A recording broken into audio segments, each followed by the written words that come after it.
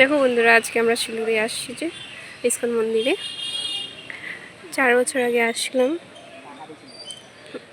এবার আবার 4 বছর পরে। তো আমরা এখন 1:10-এ এসে পৌঁছালাম। তো মন্দির বন্ধ হয়ে গেছে, 4টার দিকে খুলবে বলছে। ততক্ষণ আমরা এখানে ঘোরাফেরা করবো একটু, যেহেতু আসি দর্শন করেই যাব।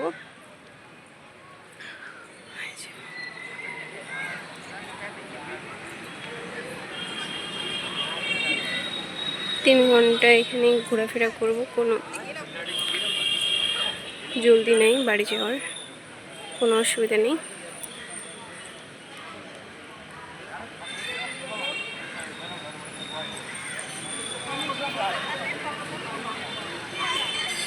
জন্মাষ্টমীর পোস্টার টাঙানো আছে। শ্রী শ্রী রাধা মাধব সুন্দর মন্দির, শ্রী শ্রী রাধা মাধব সুন্দর মন্দির।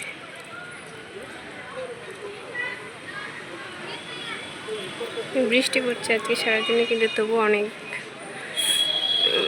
ভক্ত আসছে।